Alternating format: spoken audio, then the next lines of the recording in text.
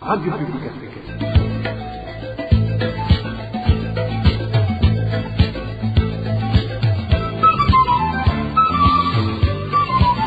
Radio Publique Africaine.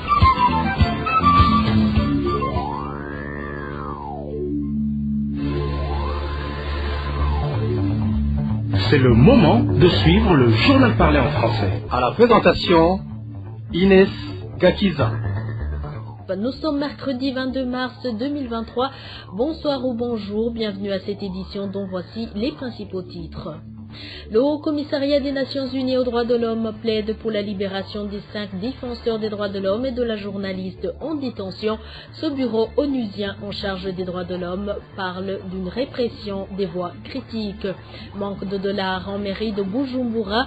Depuis déjà 24 heures, aucun bureau de change n'en possède. Dans ce journal, nous vous parlerons aussi des dégâts des pluies torrentielles dans les communes Mugina et Rugombo, des dégâts humains et matériels. Le développement de ces titres, si dans quelques secondes. Encore une fois, bonsoir et bienvenue. Je viens de vous le dire, le Haut-Commissariat des Nations Unies aux droits de l'homme se dit préoccupé par la répression croissante des voix critiques au Burundi. Déclaration sortie à la suite de la détention des 5 défenseurs des droits de l'homme et de la journaliste.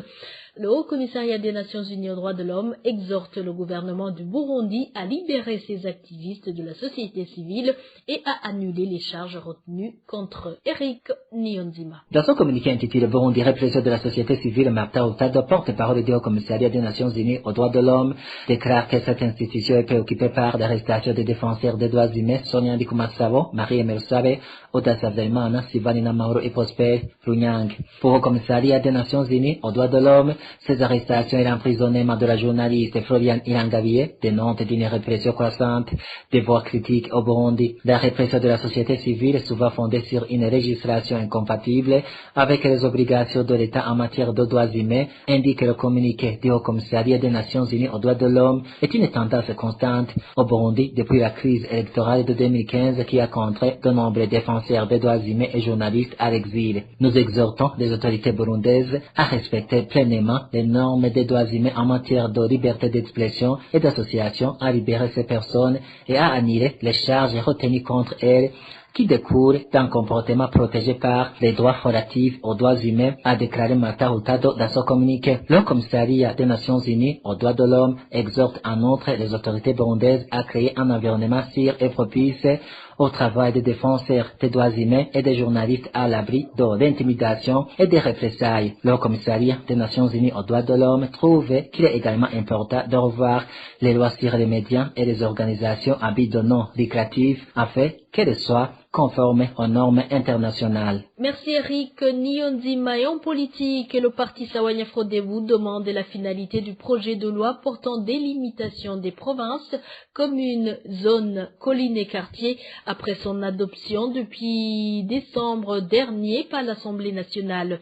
Phineas Nigaba, porte-parole de ce parti, fait savoir que les Burundais devraient savoir si ce projet de loi aurait été promulgué puisque 30 jours après son adoption, une telle loi devient nulle. Le projet de loi portant nouvelle délimitation des provinces, communes, zones et collines de la République du Burundi a été voté par le Parlement du Burundi et a été transmis au chef de l'État pour promulgation. Un mois et demi vient de s'écouler sans avoir les informations sur ce projet. Cela étant, l'article 202 de la Constitution, dans son dernier alinéa, stipule que une loi adoptée par le Parlement est réputée caduque lorsque le président de la République ne la promulgue pas dans un délai de 30 jours calendrier. Fin de citation. Alors, on se pose beaucoup de questions. Est-ce que la loi a été promulguée ou non? Une réponse à cette question s'avère nécessaire pour l'intérêt de la population. Si la loi a été promulguée, il faut qu'elle soit rendue publique à la portée de tout le monde. S'il n'a pas été promulguée, il faut qu'on sache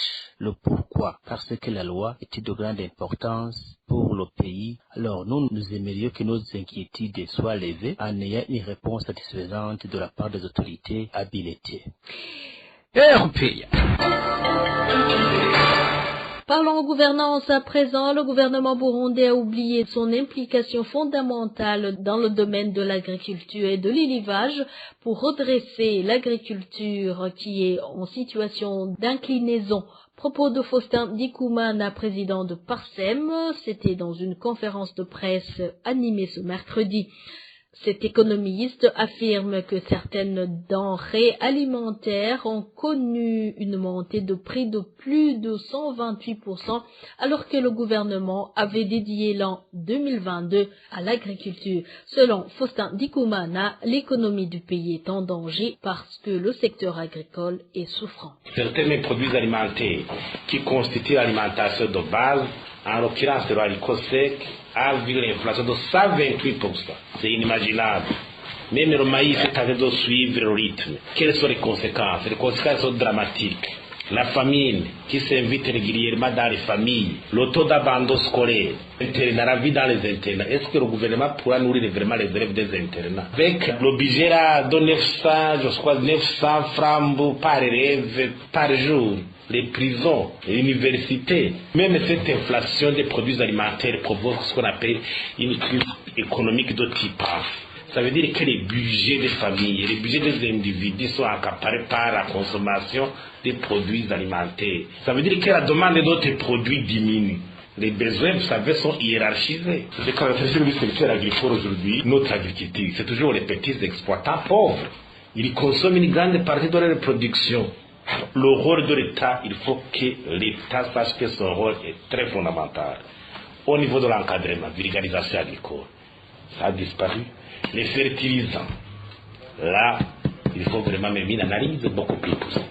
Est-ce que les fertilisants actuels, en qualité et en quantité, est-ce que ça suffit? Ou vous verrez, même fois que quand on veut voir les champs modernes, quoi, on va les champs des cadres de l'État, des ministres, ce n'est pas ça. Il faut multiplier les producteurs professionnels, le nombre de producteurs professionnels, c'est là le résultat. Il faut des producteurs privés, une bonne gestion des terres domaniales. Nous demandons formellement au ministère de l'Agriculture et de l'Élevage de tenir une réunion d'évaluation avec des études d'experts pour voir pourquoi on déclare une année agricole, on fait ceci et cela, mais le résultat reste ce qu'il est aujourd'hui. Actuellement, on voit que la situation se complique davantage au jour le jour. Et manque criant de dollars en mairie de Bujumbura. Depuis ce mardi, aucun bureau de change n'avait de dollars. La majorité de ces bureaux sont par ailleurs fermés selon des gens qui en avaient besoin. Même pour 5000 francs burundais, personne ne peut avoir cette monnaie étrangère. Écoutez plutôt le témoignage de cet habitant de Bujumbura, la capitale économique du Burundi.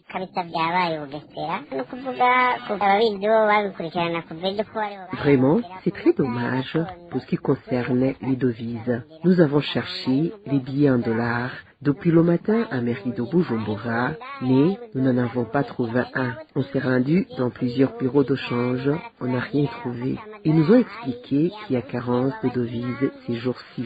Nous leur avons proposé une somme de 5000 francs pour $1, mais ils en ont manqué.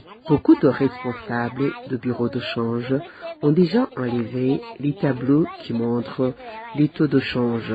On ne sait pas à quel sens se vouer pour trouver des devises et personne ne connaît ce qui est à l'origine du manque de devises en dollars. C'est très grave.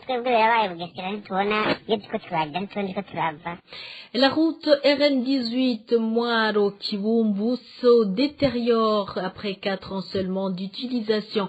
Les usagers de cette route indiquent que la partie la plus menacée se situe au niveau de la localité de Kagoma et demandent qu'elle soit réhabilitée le plus tôt possible, sinon elle risque d'être coupée en deux. Le point avec Onésime de Shimagidze. La route nationale RN18 Mwaro-Kibumbu est endommagée à 1 km du chef-lieu de la province de Mwaro, au niveau de la localité de Kagoma, en commune de Kayokwe. Selon les habitants de la localité, les bordures de cette route ont commencé à se détériorer il y a 10 mois, mais rien n'a été fait jusqu'ici pour les réhabiliter. Pour cette population, c'est incompréhensible qu'une route soit endommagée après 4 ans seulement d'utilisation. Et de préciser que le fait qu'elle ne soit pas encore restitutionnée après 4 ans de construction par la société française de SOGES Atom suscite des interrogations quant à la durabilité de cette route. Ces usagers demandent qu'elle soit réhabilitée le plus tôt possible, car bientôt, elle ne sera plus praticable. Difficile accès à l'eau potable dans les zones Kanyosha et Musaga de la mairie de Bujumbura. L'eau peut manquer durant 2 semaines, se lamentent certains habitants de ces zones qui se sont confiés à la RPA. Le point avec Éloge Divin des Méchants.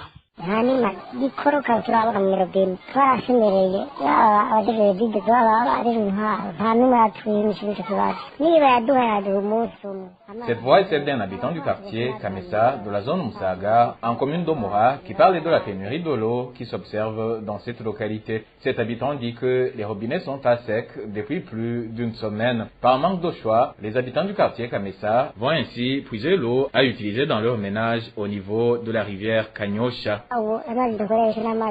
Nous utilisons l'eau de la rivière Kanyosha actuellement suite à la pénurie de l'eau. Et le problème, c'est que cette eau est très sale. Nous demandons au gouvernement d'agir pour qu'on retrouve l'eau dans nos robinets. La vie est difficile car l'eau est utilisée dans beaucoup de choses. Tout le monde sait que l'eau c'est la vie. La situation est similaire dans certains coins de la zone de Kanyosha, qui fait partie également de la commune Muha. Des habitants du quartier Usolo révèlent que l'eau distribuée par la régie des eaux manque très souvent. Un de ces habitants dit qu'actuellement ils ont commencé à chercher eux-mêmes la solution à cette problématique. On est en train de s'organiser pour trouver les moyens de capter l'eau en provenance de la colline Gisovu en province de Bujumbura. Chacun contribue ce qu'il a pour voir comment ériger une citerne, car on a vu que le gouvernement ne se soucie pas de notre bien-être. Mais en attendant, nous puisons toujours l'eau dans la rivière Kanyosha, à Mugoyi et à Chajisho. Ces habitants de la commune d'Omora demandent qu'une solution à la problématique de la pénurie d'eau soit trouvée par les autorités. La rédaction de la RPA a tenté de joindre en vain le directeur général de la régie des eaux, Major Jean-Albert Manitunga. Et dernier dossier de ce journal, 3 personnes ont été tuées par les pluies torrentielles depuis un certain temps qui tombent abondamment dans les communes Mugina et Rugombo, toutes de la province Chibitoke.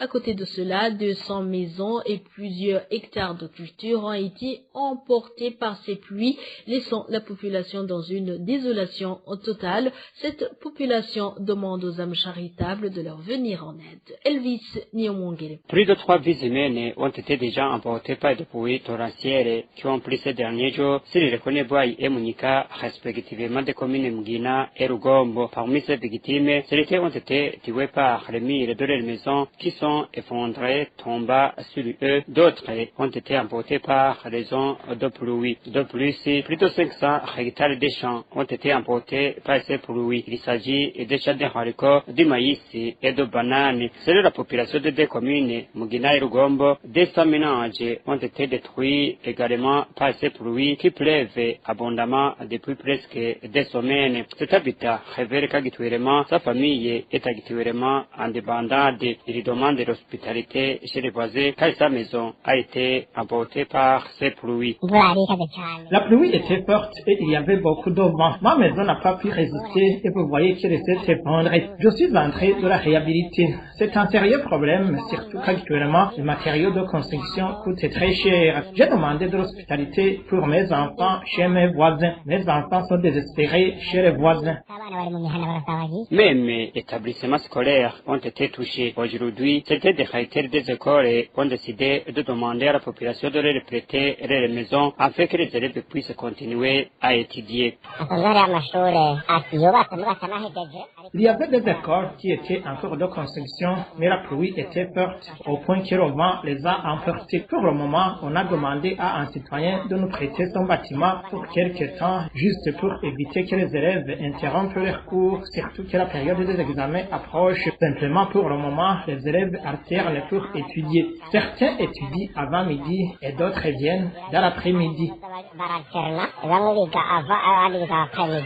Les mêmes informations sont confirmées par l'administration communale de Mugina qui fait savoir qu'elle est en train de faire son mieux pour rétablir l'ordre chagriné. La population demande à toute âme charitable de les revenir en aide et d'arrêter le favoritisme en cas de retour à de l'aide. Nos sources aussi de ces familles en difficulté, faut savoir qu'en cas de la disponibilité de l'aide sur la liste de ceux qui doivent bénéficier de l'aide, l'administration met en avant les membres du parti CNDD-FDD en ignorant les vraies victimes, un comportement qui n'est pas du tout apprécié par la majorité de la population.